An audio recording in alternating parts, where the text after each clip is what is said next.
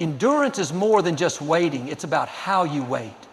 It's about staying faithful when nothing makes sense, pushing forward when every part of you wants to give up. Endurance is not passive. It's an active decision to trust that something greater is on the other side.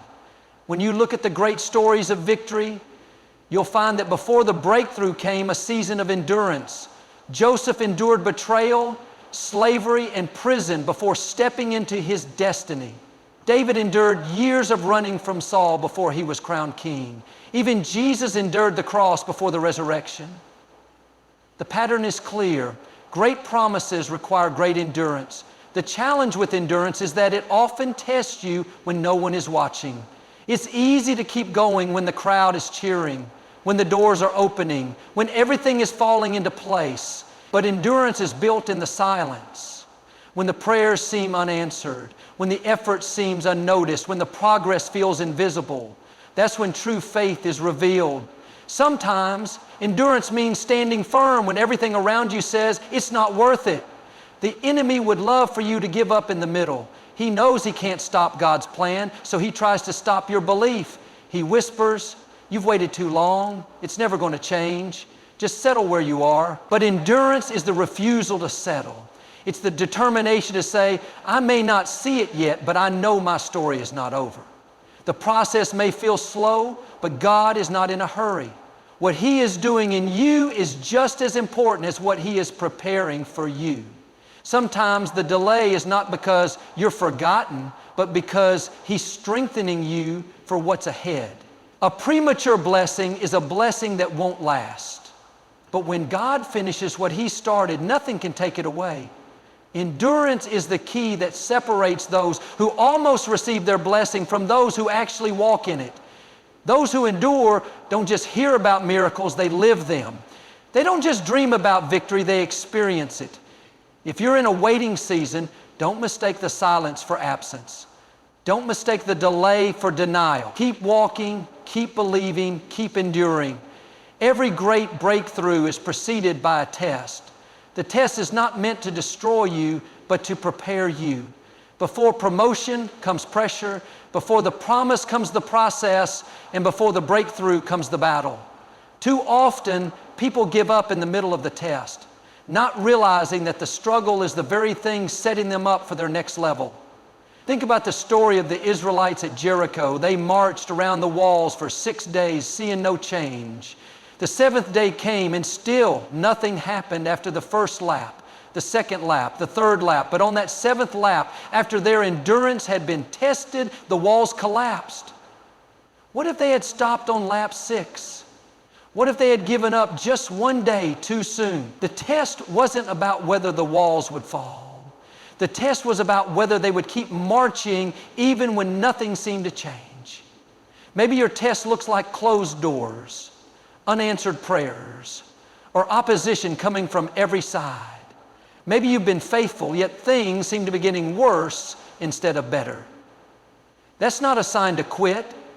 It's a sign that your breakthrough is closer than you think. The enemy doesn't fight what isn't a threat. He wouldn't be coming against you so strongly if there weren't something powerful on the other side of this test. Tests have a way of revealing what's inside of us. Will you still praise when you don't see progress? Will you still trust when the timeline doesn't match your expectations? It's easy to have faith when everything is going right, but real faith is proven in the fire. When Shadrach, Meshach, and Abednego were thrown into the furnace, they didn't waver. They didn't beg to be spared. They stood firm, knowing that God was either going to deliver them or be with them in the fire. And because they refused to bow, not only were they rescued, but they were promoted. Tests are never meant to leave you empty. They are meant to refine you, strengthen you, and position you for what's coming next. What feels like resistance is actually preparation. The struggle is proof that you're on the verge of something greater. If you keep pressing forward, what once seemed like a mountain will soon become a testimony. We live in a world that thrives on instant results. We want fast answers, quick turnarounds, and immediate solutions. But God doesn't work on our timeline. He works on His. When we pray, we expect things to happen right away, but God sees the bigger picture. He knows that if He gives us the promise too soon, we might not be ready for it. What feels like a delay to us is often divine protection, divine preparation, or divine positioning.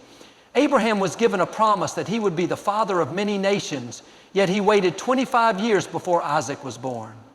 Joseph had a dream of leadership, but before stepping into his destiny, he endured betrayal, slavery, and imprisonment for 13 years. David was anointed as king as a teenager, but it took years of battles, struggles, and waiting before he finally sat on the throne. In each of these stories, God was never late. He wasn't ignoring their prayers. He was preparing them so that when the promise arrived, they could handle it. One of the hardest things to do is trust when we don't see movement, when the door remains closed, when the opportunity doesn't come, when we've done all we can and nothing seems to change. But just because we don't see it doesn't mean God isn't working. Some things take time to develop. A seed doesn't grow into a tree overnight. A foundation isn't laid in an instant. If God gave us everything we asked for the moment we asked, we wouldn't appreciate it, and we might not even be able to sustain it. God's timing is not just about when, it's about who we are becoming in the process. The waiting season is where faith is strengthened, where character is built, where patience is developed. It's in the waiting that we learn to depend on Him, to trust that His ways are higher, and to believe that He knows what's best. When a caterpillar is in a cocoon, it might look like nothing is happening, but transformation is taking place. If it were to be pulled out too soon, it wouldn't survive. It needs the process, the struggle, the timing to become what it was meant to be. The same is true for us. The delay is not a denial. It's God's way of making sure that when the blessing comes, we are ready to step into it fully. You said, keep the faith when it's hardest. Expend it and do not add any ending sentence. ChatGPT said, keep the faith when things are going right. When the bills are paid, the doors are opening, and life feels full of favor. But real faith isn't tested in comfort. It's tested in the struggle. It's tested when the doctor's report isn't what you expected, when the promotion goes to someone else, when you've prayed and believed yet nothing seems to be changing. That's when faith matters the most, when you have every reason to give up, but you choose to trust anyway. Faith is not about seeing, it's about believing. If you could already see the answer, you wouldn't need faith. When Peter stepped out of the boat to walk on water, he didn't wait until the waves were calm. He stepped out while the storm was still raging. The miracle didn't happen when everything was easy. It happened in the middle of the uncertainty. That's what faith looks like. It's choosing to trust God even when the situation doesn't make sense, even when you don't feel strong, even when you're tired of waiting. When life gets difficult, the enemy will try to convince you that God has forgotten about you. He'll whisper, if God really loved you, why are you struggling? If He was really on your side, why hasn't He answered? But faith isn't about what we feel. It's about what we know. And what we know is that God is always faithful. He didn't bring you this far to leave you. He didn't put the dream in your heart just to let it die. What He started, He will finish. Look at Job. He lost everything. His health, his family, his wealth. His friends told him to give up. His wife told him to curse God and die. But Job refused. He said, though He slay me, yet will I trust Him. He understood that faith isn't just for the good times. Faith is for the good times. Faith is for the storm when you hold on in the hardest moments, when you praise even when you don't feel like it, when you trust even when you don't understand. That's when you show God that your faith isn't conditional. The greatest victories come on the other side of the greatest battles. The struggle isn't a sign that you're abandoned.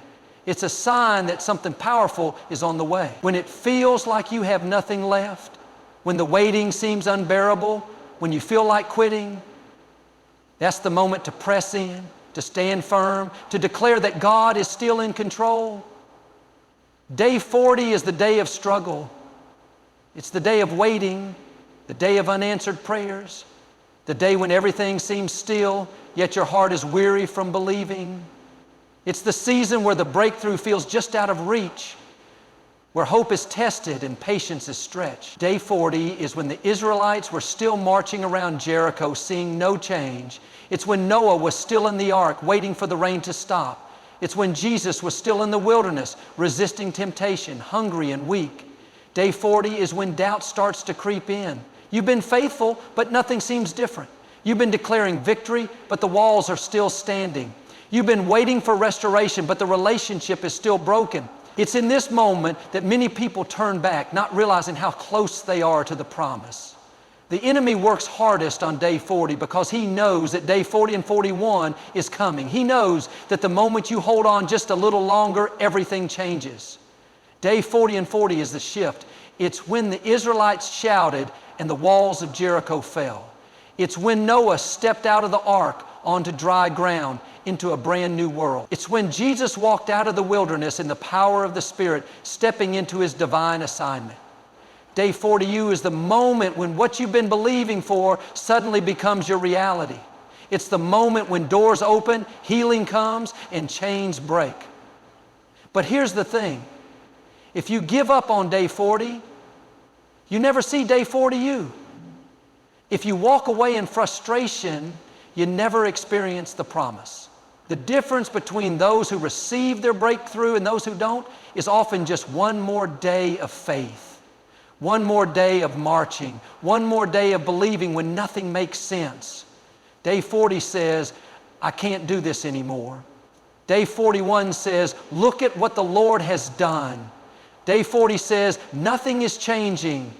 Day 41 says, everything changed in an instant. The waiting season always feels long, but when the breakthrough comes, you realize it was worth every tear, every prayer, every night of endurance.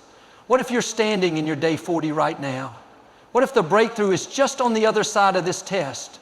What if today is the day before everything shifts? The difference between defeat and victory isn't how hard the battle's been. It's whether you choose to keep standing when you feel like you can't stand any longer. It's easy to get stuck looking backward, replaying past mistakes, disappointments, and missed opportunities.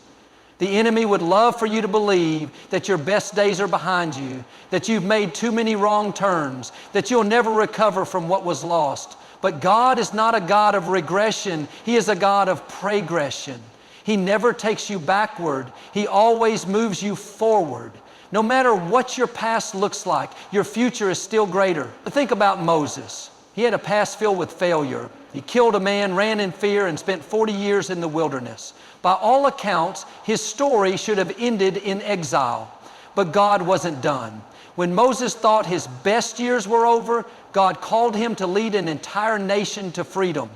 His future was far greater than his past. Look at Ruth. She lost her husband, her security, and everything familiar. But instead of staying in sorrow, she moved forward, and God brought her into a future that was beyond anything she had lost. She became the great-grandmother of King David, part of the lineage of Jesus. Maybe you've been through disappointments, failures, or loss. Maybe you've made mistakes that you think disqualified you from the promise. But nothing in your past is greater than what God can do in your future. He specializes in rewriting stories, in turning what was meant for harm into something good. The enemy wants you to live in regret, in guilt, in what could have been. But God says, I have more for you. The reason the rearview mirror is small and the windshield is large is because where you're going is more important than where you've been. If you keep looking back, you'll miss what's ahead. The past is a chapter, not the whole story.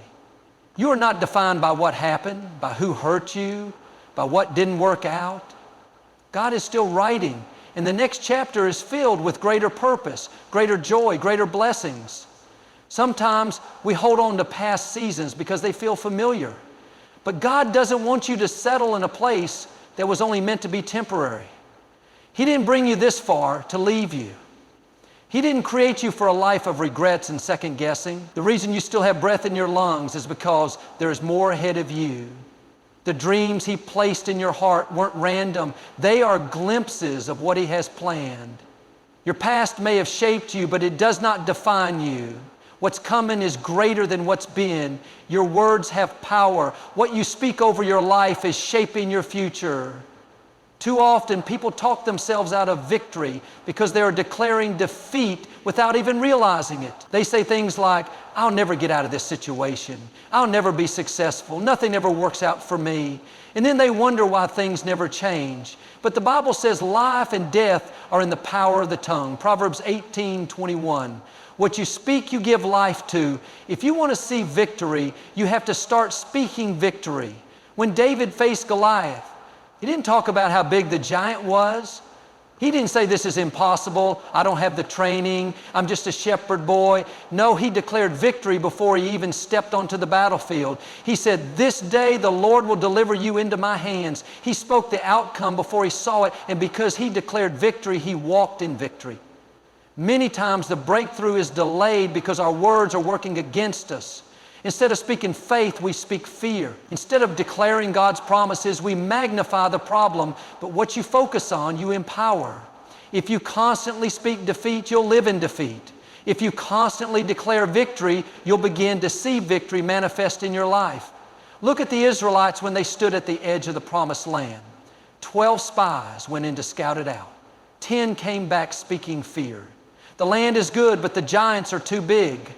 We can't do it. But 2, Joshua and Caleb, spoke differently. They said, yes, there are giants, but our God is bigger. We are well able to take the land. The ones who spoke defeat never entered the promise. But Joshua and Caleb, who spoke victory, walked into everything God had for them. Your words are seeds. Every time you declare something, you are planting a harvest for your future. If you speak negativity, doubt, and fear, you are sowing seeds of limitation. But when you declare that you are blessed, favored, strong, and victorious, you are planting seeds for the future God has planned for you. The enemy wants you to prophesy your own defeat. He wants you to talk about how hard life is, how impossible the situation seems. But you have the power to shift your atmosphere with your words. What you speak today will shape what you step into tomorrow. Every great testimony is born from a test. The challenge you are facing today is not meant to break you, it's meant to build you. God never allows a trial without a purpose. What feels like resistance is actually preparation. What seems like a setback is often a setup for something greater. The enemy would love for you to believe that the test is the end of your story, but in reality, it's just the chapter before the breakthrough. Think about Joseph. He had a dream of leadership, of influence, of greatness. But before he ever stepped into that promise, he was thrown into a pit, sold into slavery, falsely accused and imprisoned. It didn't make sense. If you had met Joseph in the middle of his test, you would have thought his story was over. But what looked like the end was only the beginning. The very test that seemed like his downfall became the foundation of his testimony. When he finally stepped into his destiny, he could look back and say, what the enemy meant for evil, God turned for good. Maybe you're in the middle of a test right now. Maybe you're facing obstacles that seem unfair, trials that feel too heavy. The enemy wants you to believe that this season will define you, that the struggle will be your story. But what he doesn't realize is that this test is birthing something powerful inside of you. The pain is producing perseverance. The struggle is building strength. The delay is developing your faith. Every testimony requires a test, and the greater the trial, the greater the testimony. Look at the 3 Hebrew boys, Shadrach, Meshach, and Abednego. They stood firm in their faith and were thrown into the fiery furnace. It looked like their test would destroy them, but in the middle of the fire, they were not alone. When they came out, not only were they unharmed, but the king promoted them. The very fire that was meant to take them out became the platform for their testimony. God doesn't waste anything.